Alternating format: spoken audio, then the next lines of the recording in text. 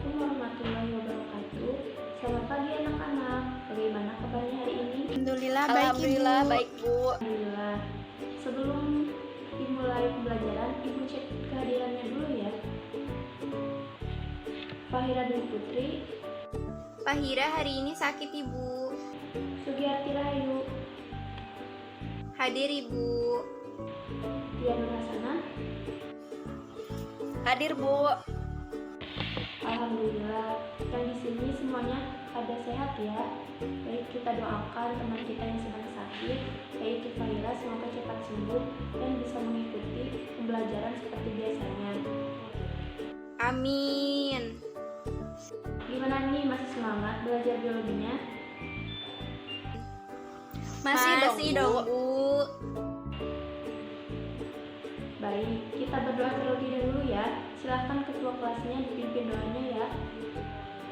Sebelum memulai kegiatan belajar hari ini, mari kita berdoa terlebih dahulu. Berdoa dimulai. Berdoa selesai. Alhamdulillah, seperti biasa kita awali dengan tadarus dulu mengenai ayat yang berkaitan dengan materi kita kali ini. Nah, yang akan kita baca hari ini ada dua ayat, yaitu ayat 63 dan ayat 64 dari Quran Surat Al-Waqiah. Ayo semuanya buka Al-Qurannya, kita baca bersama. A'udzu billahi minasyaitonir rajim. Bismillahirrahmanirrahim. Afara'aitum ma tahrusun. A'antum tajra'un nahnu am nahnu jari'un. Shadaqallahul adzim. Silahkan, siapa yang berani mau membacakan artinya? Artinya, maka terangkanlah kepadaku apa yang kamu tanam. Kamukah yang menumbuhkannya atau kamikah yang menumbuhkannya? Nah, sesuai dengan ayat Al-Quran tersebut, bahwa tidak ada satu ilmu atau teknologi sekalipun yang mampu menciptakan tanaman hidup. Di sini peran bioteknologi hanya meningkatkan, bukan menciptakan sesuatu yang sama sekali baru. Oke, kalau begitu, sekarang sudah tahu kan materi apa sih yang akan kita pelajari hari ini? Materi bioteknologi, Ibu. Oke, betul. Di sini, Ibu akan memberitahukan mengenai tujuan pembelajaran kita pada kali ini. Yang pertama, peserta didik dapat mengaitkan materi dengan Quran Surat Al-Waqiah ayat 63 sampai dengan 64 mengenai bioteknologi. Yang kedua, peserta didik dapat menjelaskan pengertian bioteknologi.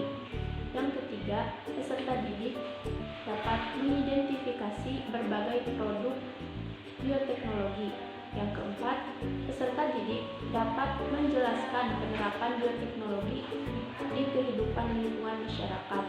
Yang kelima, peserta didik dapat menjelaskan keuntungan dan kerugian dari penerapan bioteknologi di lingkungan masyarakat. Kemudian yang keenam, peserta didik dapat merencanakan percobaan tentang penerapan bioteknologi konvensional, yaitu dalam pembuatan HP dengan mencari referensi melalui buku, internet, atau sumber lainnya. Kemudian yang ketujuh, peserta didik merencanakan percobaan tentang penerapan bioteknologi konvensional, yaitu pembuatan HP melalui percobaan langsung di rumah atau di dalam laboratorium. Kemudian yang terakhir, peserta didik dapat melaporkan dengan mempresentasikan hasil percobaan dalam bentuk tulisan dan juga lisan tentang penerapan bioteknologi konvensional yang telah dilakukan dengan menggunakan data hasil percobaan yang telah dilakukan. Nah, ada yang masih ingat apa itu bioteknologi? Bioteknologi adalah cabang ilmu yang mempelajari pemanfaatan makhluk hidup seperti bakteri, fungi, virus, dan lain-lain, maupun produk dari makhluk hidup yaitu enzim dan alkohol dalam proses produksi untuk menghasilkan barang dan jasa. Benar sekali ya. Bioteknologi ini bisa dibilang ilmu terapan yang menggabungkan berbagai cabang ilmu dalam proses produksi barang dan jasa. Bioteknologi sendiri terbagi menjadi dua jenis, bioteknologi konvensional dan ada bioteknologi modern. Nah, untuk bioteknologi konvensional merupakan bioteknologi yang memanfaatkan organisme secara langsung untuk menghasilkan produk, barang, dan jasa yang bermanfaat bagi manusia melalui proses fermentasi. Kemudian, bioteknologi modern.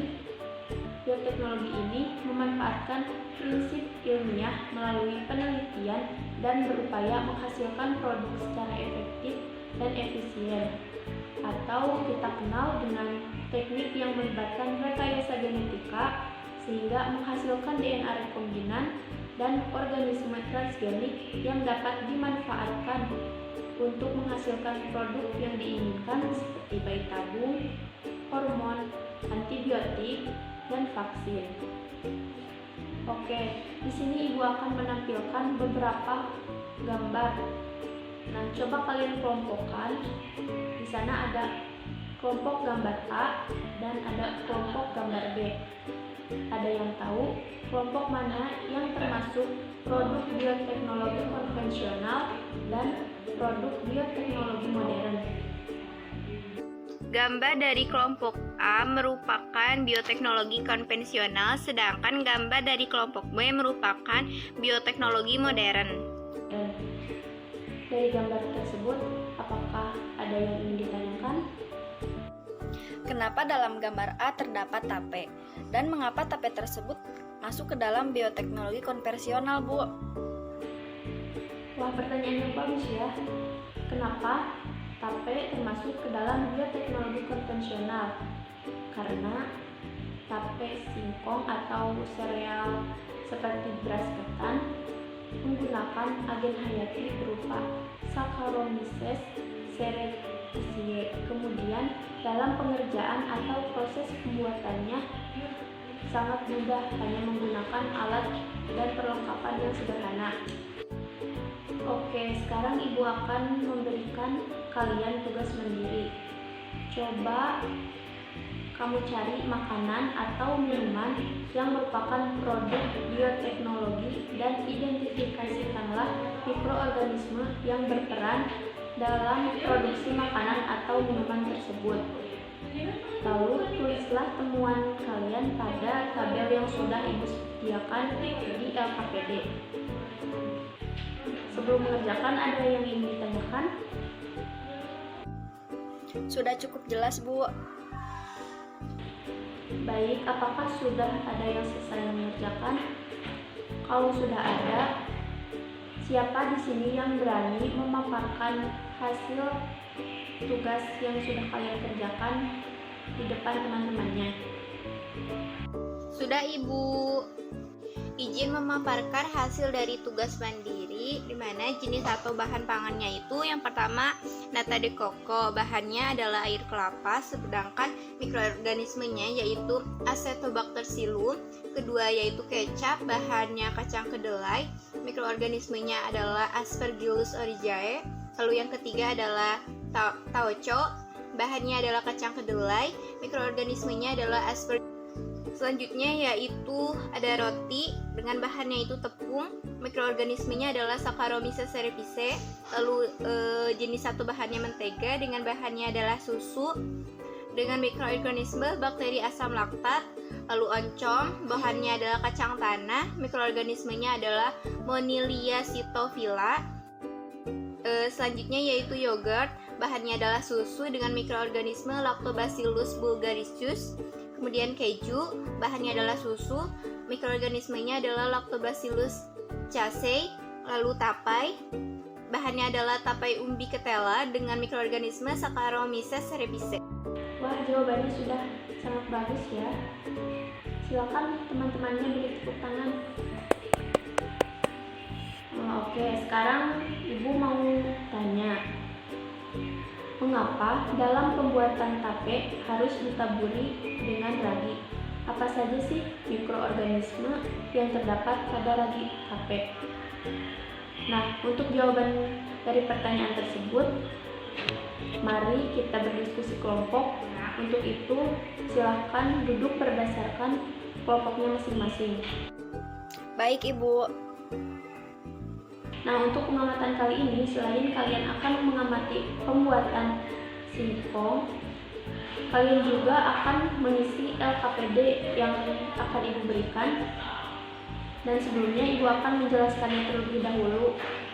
Nah, sudah kebagian semua?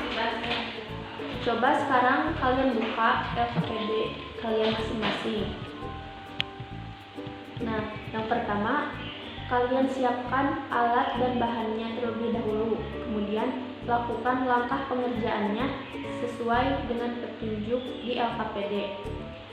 Kemudian, setelah selesai melakukan percobaan, Ibu akan memberikan tape yang sudah matang atau siap dimakan sebagai perbandingan tekstur, rasa, maupun aroma antara singkong mentah atau beras ketan dengan singkong yang sudah menjadi tape atau beras ketan yang sudah menjadi tape.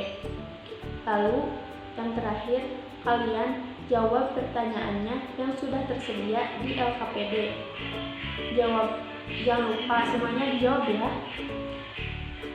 Dan setelah selesai, kalian presentasikan di depan teman-teman kalian. Nah, untuk penilaiannya yang akan dilakukan dalam presentasi kali ini, yang pertama, merencanakan percobaan. Yang kedua, menggunakan alat dan bahan. Dan yang ketiga, mengamati. Yang keempat, mengelompokkan. Yang kelima, menyajikan. Dan yang keenam, mengkomunikasikan. Baik, sebelum percobaannya dimulai, apakah ada yang ingin ditanyakan terlebih dahulu? Sudah cukup jelas, Bu. Oke, kalau begitu, sekarang kita mulai pengamatannya ya. Baik, Ibu.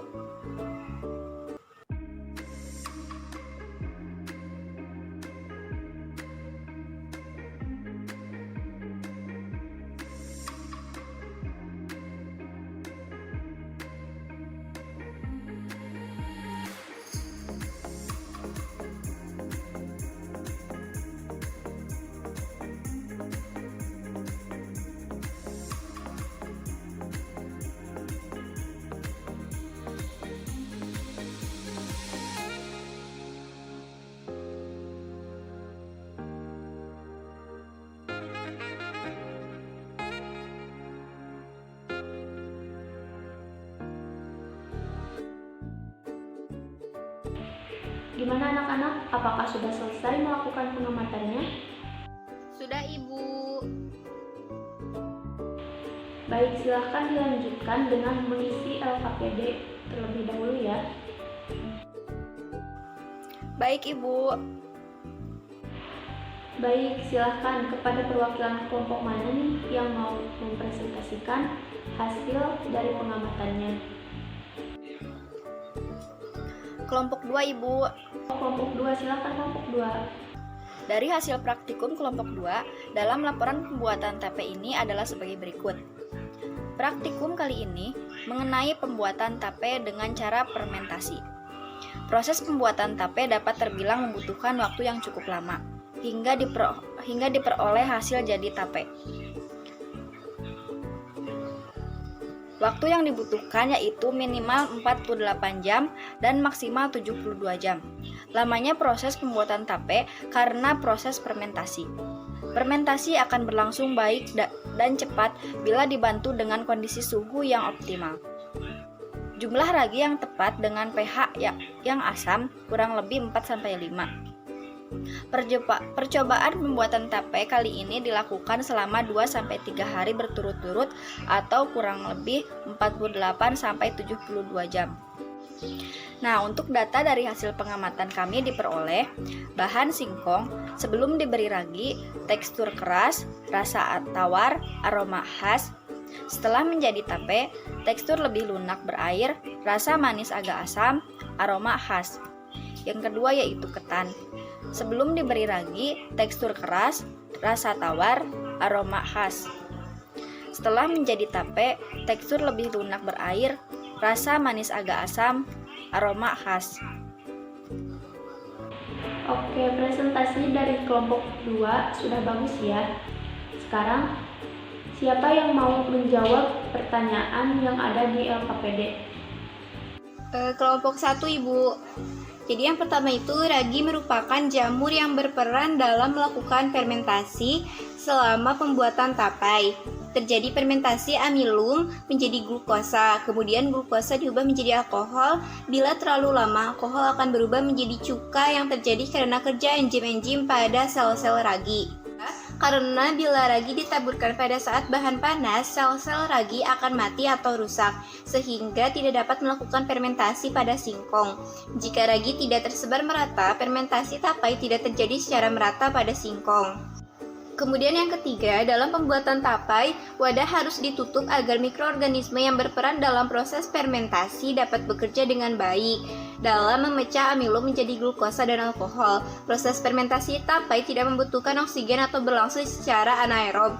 Apabila terdapat oksigen, proses ini akan terganggu. Oleh karena itu, dalam pembuatan tapai, wadah harus ditutup. Selanjutnya yang nomor 4, pada pembuatan tapai terjadi perubahan tekstur, aroma, dan rasa karena telah terjadi proses fermentasi, yaitu proses pemecahan atau hidrolisis pati menjadi glukosa secara anaerob oleh beberapa mikroorganisme. Wah, jawabannya sudah bagus ya. Beri tepuk tangan lagi untuk temannya. Terima kasih kepada semua perwakilan kelompok yang sudah berani memaparkan atau mempresentasikan hasil dari pengamatannya. Nah, untuk praktikum mengenai pembuatan tape, Ibu rasa sudah selesai ya? Baik, apakah dapat dimengerti mengenai pembelajaran kita kali ini? Insya Allah paham, Bu. Oke, kalau begitu, Ibu minta satu orang untuk menyimpulkan hasil dari kegiatan kita kali ini. Ada yang berani menyampaikan? Baik, dalam percobaan yang kami lakukan, maka kami dapat menyimpulkan bahwa pembuatan tape harus memperhatikan perbandingan antara penyampuran ragi dan ketan, serta proses penyampuran dan penyimpanan tape agar menghasilkan tape yang baik. Tape yang diberi ragi dengan takaran terlalu banyak atau kurang menghasilkan rasa yang kurang maksimal seperti asam atau tidak ada rasa sama sekali. Namun, jika takaran tape dan ragi sesuai, maka rasa yang dihasilkan akan manis. Selama proses fermentasi tidak memerlukan oksigen, oleh karena itulah proses fermentasi pada singkong dan ketan yang tertutup rapat lebih cepat dibandingkan dengan ketan yang terbuka. Lamanya proses fermentasi juga mempengaruhi kadar alkohol yang dihasilkan. Dalam proses pembuatan tape, proses tersebut akan mengubah karbohidrat menjadi glukosa dengan bantuan ragi tape. Hasil tape singkong dan ketan yang diperoleh dari percobaan ini yaitu tape memiliki rasa manis, tekstur singkong dan ketan menjadi empuk dan sedikit lembek, dan memiliki bau yang khas. Wah, sudah bagus ya kesimpulan dari Sugi. Nah, sekarang Ibu akan memberikan lembar soal isian kepada kalian sebagai bahan evaluasi dari hasil pembelajaran kita pada hari ini. Soalnya terdiri dari 5 soal. Silahkan kalian isi. Waktunya Ibu kasih 5 menit, per soal 1 menit, dan silahkan dikerjakan. Baik, Ibu. Baik, apakah sudah ada yang menyelesaikan? Sudah, Ibu. Jika sudah, silahkan dikumpulkan ke depan ke meja Ibu ya. Baik, Ibu. Oke, beri Ibu waktu sebentar untuk mengecek hasil jawaban dari kalian, dan nilainya akan Ibu umumkan sebelum pulang. Baik, Ibu.